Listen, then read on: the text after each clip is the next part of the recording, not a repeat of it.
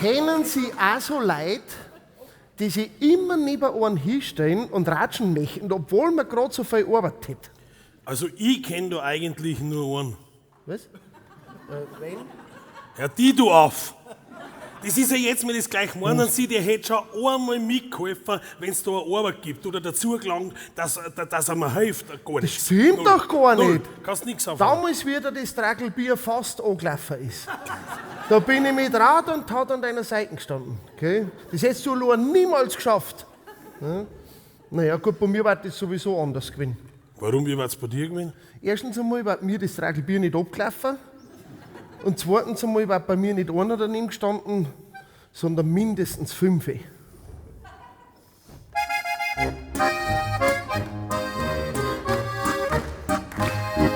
Ein Seppi, sein Baustell, drum riecht er alles her. 5 Freund hat er eingesagt, normal, da haben wir mehr. 6 Tragel sind eingekühlt, das Werkzeug ist poliert. Trinkt sich mal ein Halbi, weil nichts pressiert. Und jetzt helfen wir zusammen, dann habt ihr's ja gleich. Ich fange mal an und ich steig's dann ein. Doch Hilfe kriegt der Korni, jeder sauft wie eine Kuh.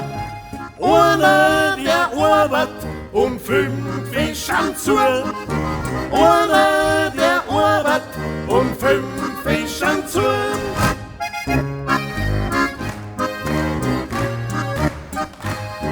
Der Stammtisch hat Ausflug, die 6 ewigen Stents.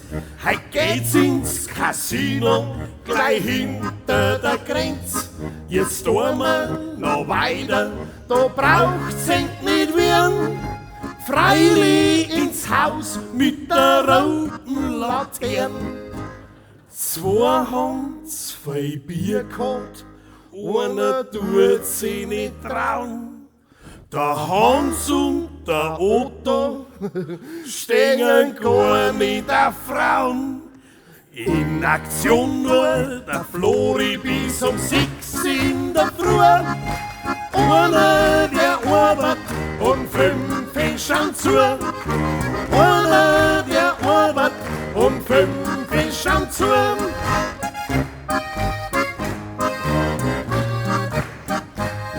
Und heut ist das gleich, schaut's in liebe Leid.